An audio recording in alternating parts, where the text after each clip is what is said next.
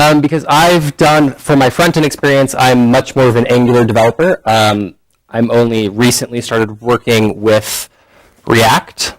So I'm going to slightly probably change what I was going to do, because I was going to show you guys React Motion, and we'll probably still do a little bit of that, but I'm going to spend a bit more time going through my current startup app. Warning, I am not a designer. So do not take any design tips from me if the microphone hanging off of my ear is not enough of a clue. Because, yeah, it's really not my forte. So let me go ahead and pull up, oh wait, no. Zoom.us gives me a way to share my screen.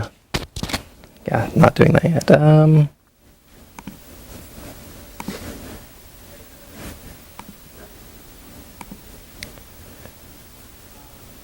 Okay.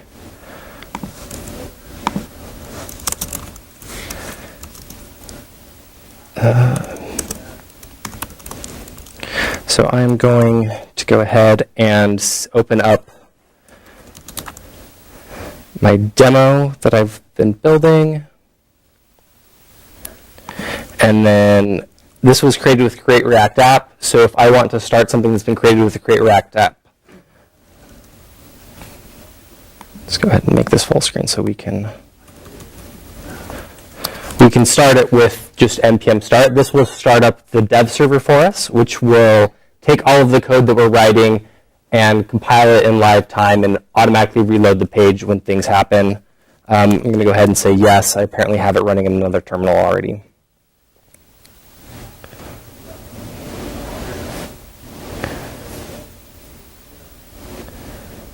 And here I have my app that's created with the Create React App. And right now, all I have is a simple little to-do app. Like I said, don't take styles away from this. It's terrible. But we can come in here and we can write things that we need to do, make better designs. Can you zoom in? Yes. So make better designs, and then we can add this to our list of things to do. When something is done, we can go ahead and remove it from our list of things to do. I'm going to go through and show you how to add animations so that when we add and remove these elements that they fade in and grow and then collapse and fade out so that we can get nice transitions between them. But let's go ahead and first take a look at the code that we have going on.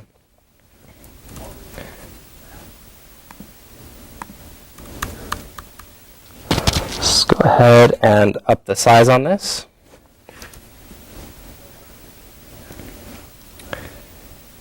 And here is our app that has been created from Create React App. The only thing that I've really changed in this is that I have created a component called list. And a component in React is just that reusable piece of code that we can install in various places in our applications. So I'm bringing this list in from a file called list, and this list.js file is this component here. So a component, we're going to create a component by bringing in React and the component, and then all of our components that are class components are going to extend this component class. So component's going to come with some built-in functionality telling it how to work with React. And we're just going to extend that by giving it its own render method and its own information that's going to tell it how to be our component versus just some boring old component that anyone has. We have this constructor function where we're going to set up our initial information that our list is going to take care of. And we save all that information on our state. So inside of here, we have this .state, and we're setting it equal to an object. And on our state, we have two main things that we want to keep track of for this component. The first is our list of to-dos that we want to have be displayed. And each of these to-dos has an ID as if it was coming from a database somewhere. The actual to-do task, which is take out the trash, walk the dog, walk the cat, walk the penguin, and so forth. and then a Boolean value for whether it's been completed or not, and we probably won't get that implemented, but that's fine. Down here, we have all of the functions that our component is able to do. We can, as I type into that input box, we're going to change the text. We're going to have a function here that lets us add a new task into our array of to-dos. We have a function that's going to handle removing a task from the to-dos. And then this list all is going to handle actually displaying all of our to-dos from our list. And then this render function here is what the whole component's going to look like. I have this JSX template here that has our div and things to do. And so here's where I'm getting my things to do. Has the input box with the button to submit a new one, as well as the part that's going to list all the individual components here. So for how many of you can see this and feel like they have a clue about what's going on? Okay. In that case, I'm not going to go too much more into what is going on. And we'll go ahead and try and talk about the React Motion stuff. So in order to make it so that this list animates, React Motion needs to know a couple of things. It needs to know what styles you want to start off with and what styles you want to end up with, right? And that's how it's going to know how to transition from the initial state to the final state. If I want to bring React Motion into my application, I'm going to go to my terminal, I'm going to kill my dev server, and I'm going to install the React Motion library. So we'll say npm install React Motion, and this will go ahead and add the React Motion to my application in the node modules folder.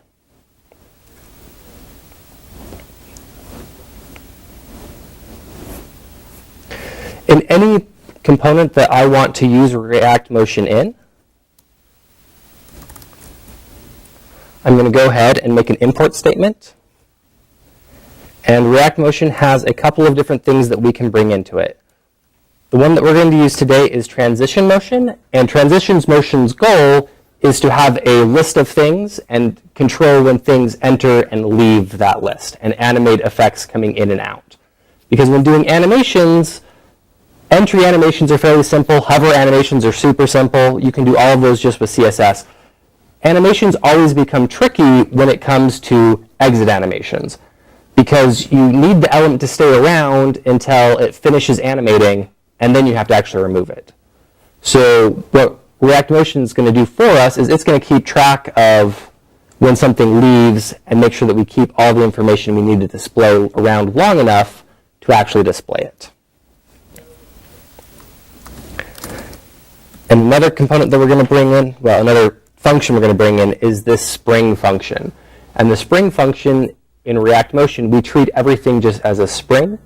And we say we want it to transition to this effect, and we're going to use a spring with this strength to get it there. We're not going to fuss around with manually selecting how long we want the transition to last. We're just going to say, hey, this is where you want to go. Go ahead and let physics determine how you're best going to actually get there. So we're going to import these from our React Motion library.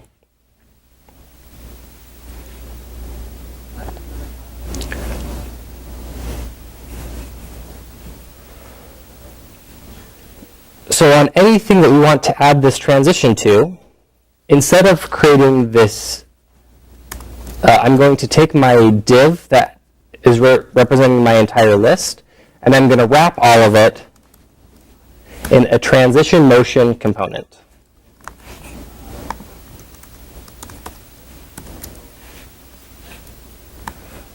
Take this all indented all in. Transition motion is going to take 4 things that we need to provide for it. The first is going to be the styles that we want all of our elements to have at the very beginning, the styles that we want our elements to have once they finish transitioning in their animation, and then any elements that get added later or removed, what we want their styles to start out as. And so it's 4 factors that we have to on our state, and we're going to pass it through and make it available to React Motion. Let me pull up my...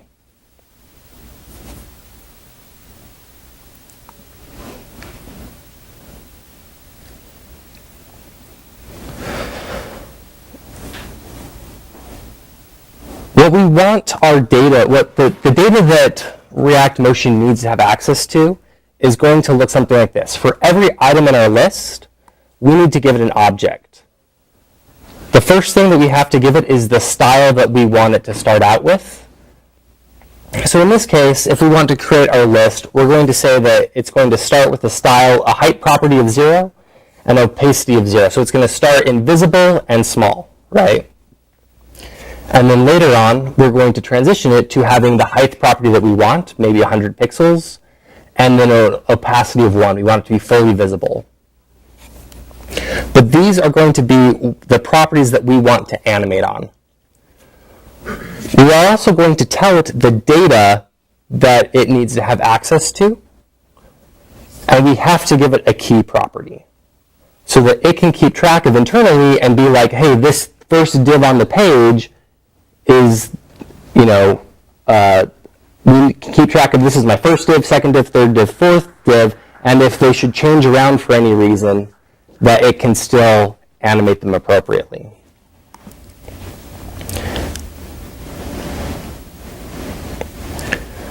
So what we're going to do is we're going to write a function that's going to take everything, all of our to-dos on our state, and we're going to make a new object for each of them that React Motion is going to expect to get. So we're going to take our state and grab our to-dos, and we're going to map through all of those.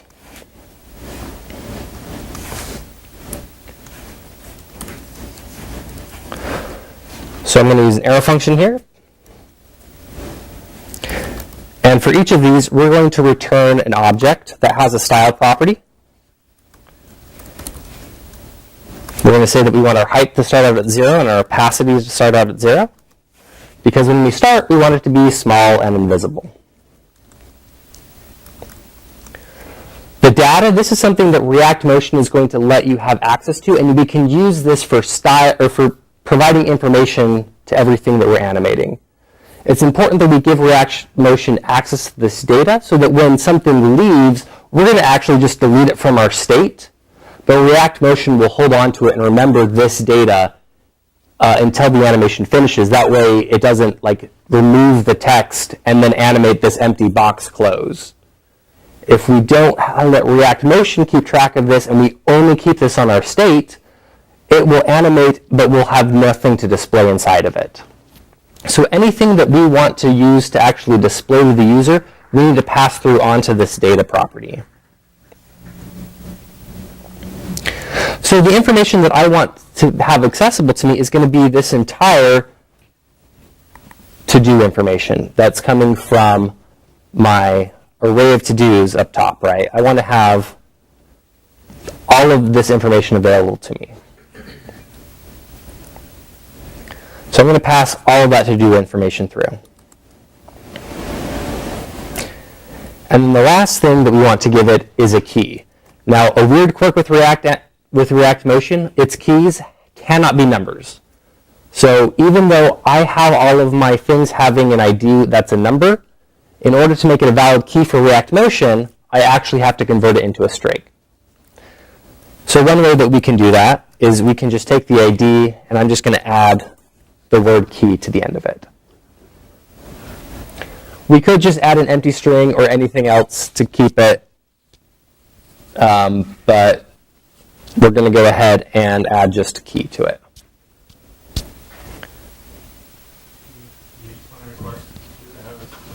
Oh, I think his right, it did. You can just set yourself to record because I think you bumped next in line. Okay, so Top, I think. Sorry. No, it's going to be kind of have to mouse over that guy. Okay. Then hit more. More record. There you go. Okay, cool. Then you'll get the. Sweet. Thanks.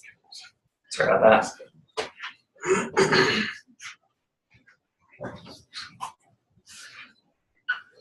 Okay. So this is going to be how we set up the initial styles for each of our components when they start out. Now we need to give a function. Oh, we're going to come down here and then we're going to tell it to use this function to get the default styles.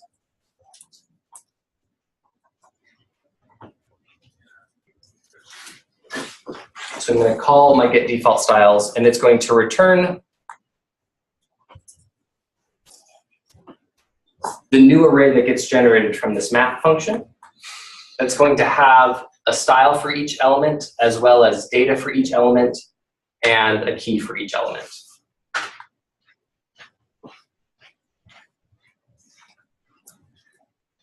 So now we need to do it the same thing for our end state styles.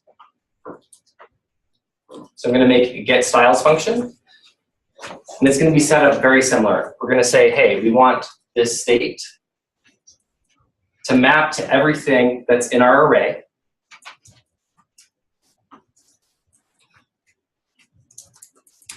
And I'm going to take each of these to-do elements, and I'm going to return an object for each one. They're also going to have a style. I'm going to say that I want to have like a height of 100 and an opacity of 1. I'm going to give it the same information passing through to it. You spelled style wrong on 55. I did. I'm going to give it the same data, and we need to give it the same key so that it knows to keep track of the same div. Otherwise, it's going to think that it has all new divs as soon as you start animating the page.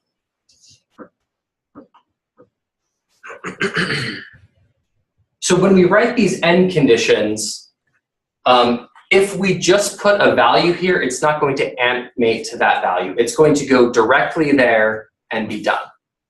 So what we can do is we can put spring around each of these values. And what that's going to tell it is that, that's not a B. What this is going to tell it is that we're starting at 0. We want to get to 100. Instead of us manually going through and saying, hey, I want you to like start by going quickly there and then slowing down, or start going slow and then speed up a little and slow down, or do it linearly, or take 300 milliseconds, or any of that stuff, we're just going to say, treat it as if you were a spring and you want to get close to the value 100, but you're starting at 0. So the further you are away, the faster you're going to start, and as you get closer, you're going to slow down and approach the value that you want. And it gives you kind of a nice natural feel to all of these changes. So we're just going to wrap springs around our final end values.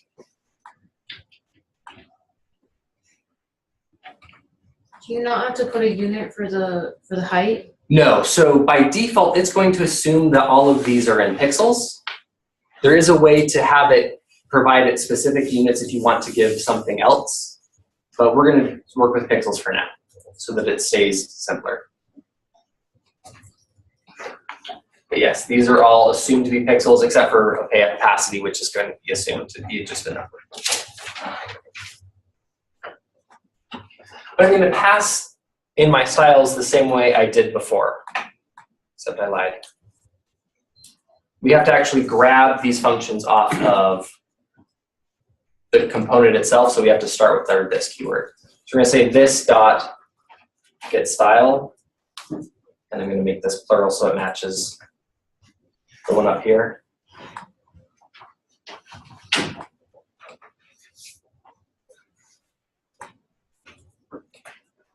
We then have to say, okay, if a new element comes in, what type of style do you want to have? These default styles are the default styles for when the component initially loads. So it's, in our example, it's only going to be for those 4 initial values. But as we add new elements to our array, what style properties do we want them to have? The nice thing about the will enter and will leave functions is we don't have to mess around with passing in additional data or additional keys. It will actually get the data and keys from this getStyles function. It's just going to be like, oh, you're a new element. I'm going to call this additional will enter function to find out what your default style is going to be. This is kind of nice because it means that you could have new elements coming in from somewhere completely else on the page. All the original elements come in from the left, and the new elements come in from the right. I'm not a designer. I don't know if that would be a good user experience or not, but you could do it.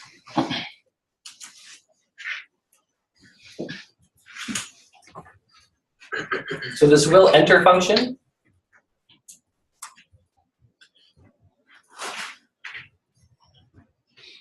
we're going to have it just return only the style property for these new elements.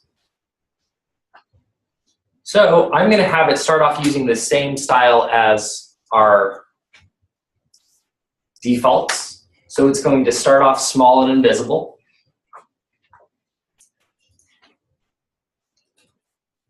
And then this will leave function is what do we want to have happen as the element leaves the page.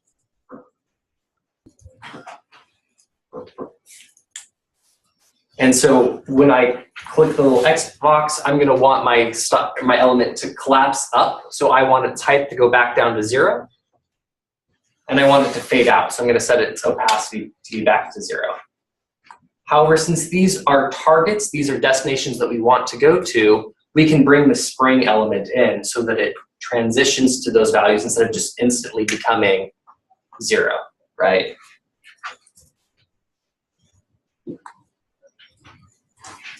So I'm going to wrap each of these inside of a spring.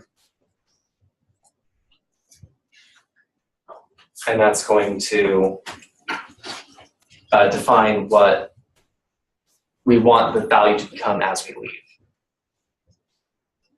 So far, we've written a whole bunch of stuff. Oh, and then I'm going to say this dot will enter.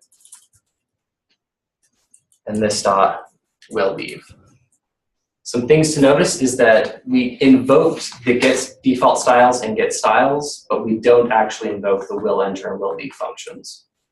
Because of the way that React Motion is written, it will call these functions as it needs to, as opposed to these two that it's going to call right away so that it knows where it's starting from and where it needs to go. So far, we've given transition motion all of this information, and it has given us nothing back. It has given us nothing useful so far. The way that React Motion is going to give us something back is it's going to give us, if we give it a callback function, it will give us access to a current styles object that we can use to apply styles to all of the elements on our page. So I'm going to break out of my JSX template by putting the curly braces. And then inside of here, I'm going to put in a callback function that gets a current styles object. And this current styles object is actually going to be where we stick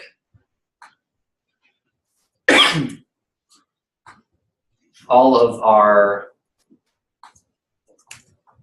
individual items that we want to loop over. So I'm going to go ahead and take everything that's coming from inside of this list and put it inside of here. And then styles is misspelled on 80. On 80 currents. There we go.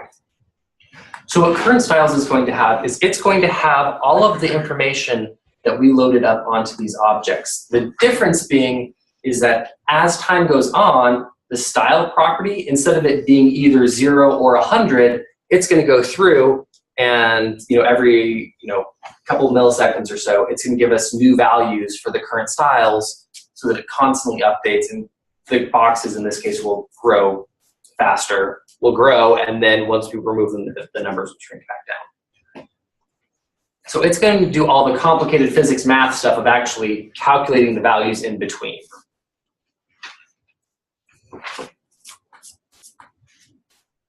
So what we're going to do is instead of mapping over our to-dos, we're actually going to map over the information coming back in this current styles. So I'm going to take my current, or the map that I was running over before. I'm going to map over these current styles.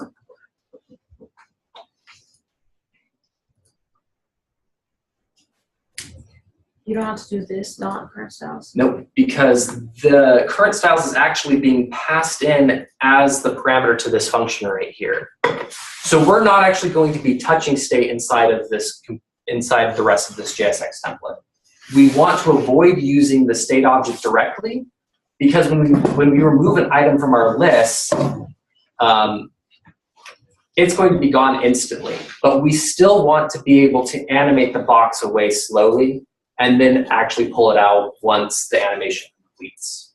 So does transition motion handle that as a child?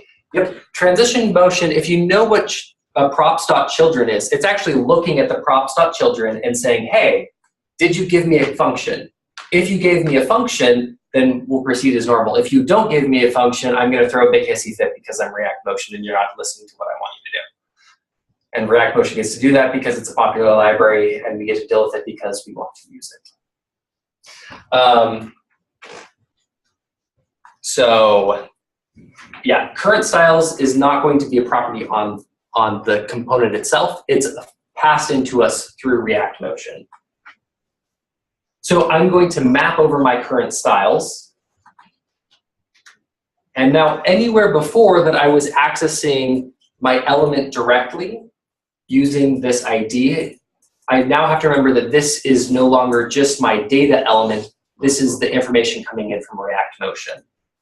So I can use that key property that we put onto our styles object. Let me split this screen down for a second so I can keep both of these up at the same time. If it'll let me do it.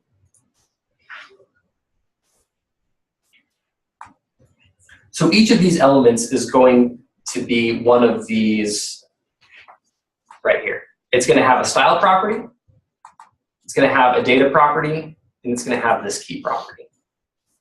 So I want to set my key to just be the key that comes back from React Motion. And instead of just getting access to the to-do directly from my thing, I have to go and say, oh, to-do was actually what was now stored on the data property. So anywhere that I was referencing to-do before, I need to say, hey, go into the data that React Motion is providing for us that we provided to it. And that's going to be where we can access this from now. So I'm going to go through and see if there's anywhere else that I said e dot data, no. And then now when I actually go and remove an element from my list, I don't want to remove the styles from my state because I haven't actually stored the styles on state. I want to store the data on it, to remove that data from my state.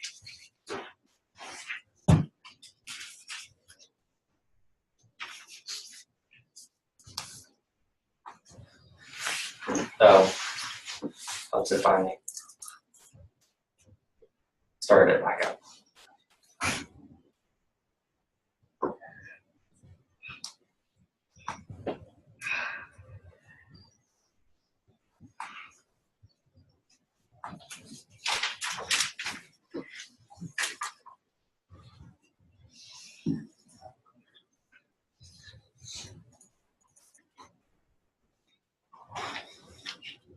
Okay. Come on, NPM, you can do this.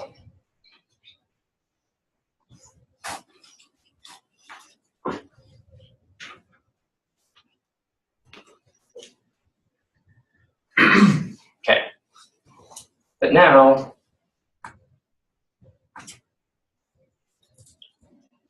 I am a liar face because it should be animating. Oh, no, it's not. Okay. So far, all I've done is I've told it, okay, pass through all the information. We haven't actually told it to do anything with the style properties that we calculated though. Right, so far we've done a whole bunch of work to get the exact same state that we were at before. Just making it feel like it runs even slower because it's now waiting for a transition to happen, and it's still doing all the calculations for that transition, but we're not telling it to actually use those styles anywhere. So if I want to apply those styles to an element, I can say, hey, I want to let my style property on my attribute, I'm going to just grab the style information off of this element.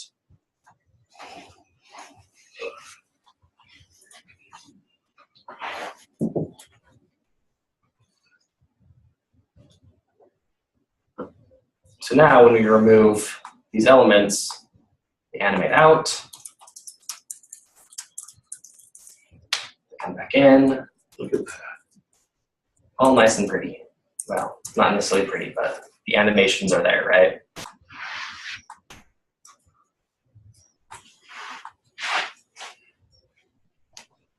So there's a lot of setup that goes into making this React Motion stuff work for us.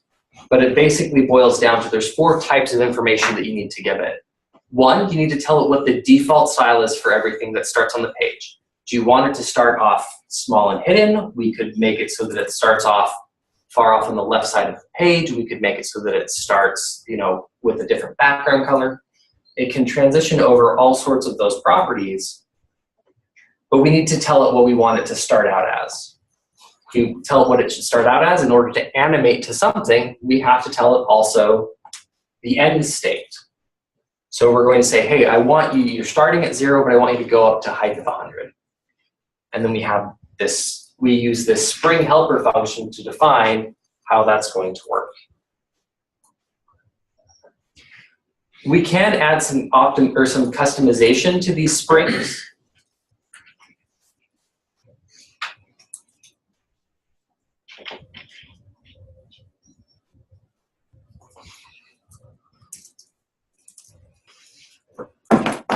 We can, on these springs, we can give it 2 parameters, a stiffness and a dampening. If any of you have done physics with springs before, stiffness is how strong the spring is. So if you give it a really strong value, it's going to hop on over to where it's trying to get to really quickly. Dampening is the resistance to that motion. So if you give it a higher dampening force, it will like slow down how quickly it approaches it, but it will never like overshoot it. If you have a really strong spring and you just let it go, it'll actually like overshoot where it's going, and then go back, and then go back, and then you get a little hover back and forth. So if you put a lot of dampening, it'll prevent that from happening. You can either play around with these numbers directly. So let's go here and not put any dampening, and they don't have a lot of stiffness, so they go kind of slowly. And there's no dampening, so they're going to sit there and oscillate back and forth for quite a while. Right? Whereas if we give it stronger stiffness and some dampening, and then we refresh the page.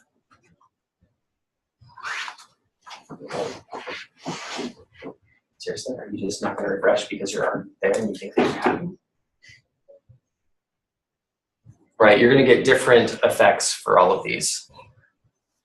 If you like playing around with different tweaking animation numbers, then you can play with those 2 numbers for a long time. If you're like, you know what, I don't really feel like playing around with these numbers a whole ton, there is some presets that you can pull in.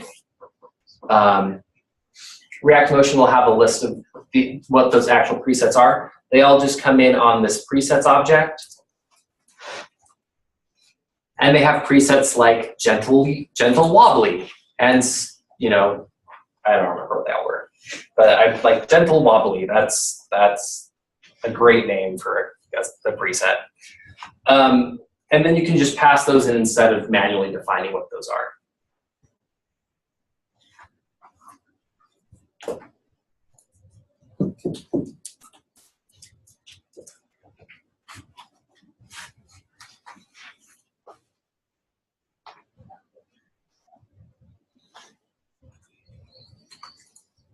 If you want to see some additional things that people have done with these effects, they have this one here where you have them, the pictures falling after each other. This is using a staggered motion component that you can bring in.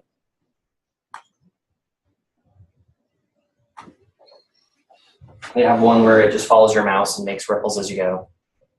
So all of these were done with React Motion. You can look at the source code is all here on the main React Motion site, but they also have ones where, if someone over drags something, it'll just spring back into the place where you want it to go. So you can do some pretty cool things with it. It's anything that's using that transition, it's going to be based on those 4 pieces of information you have to give it, what you want to start, where you're trying to get to, what do you want to do with new things, and what do you want to do when things leave, right? You give it those 4 pieces of information, it goes through and does all the icky, gross, super awesome, fun math stuff that I really enjoy, but most people don't because they think I'm crazy. So if you don't like doing math and you'd rather do setup, then things like React Motion are great. If you're like, the math's the fun part, then you should be building libraries like React Motion where you can do all the fun math stuff.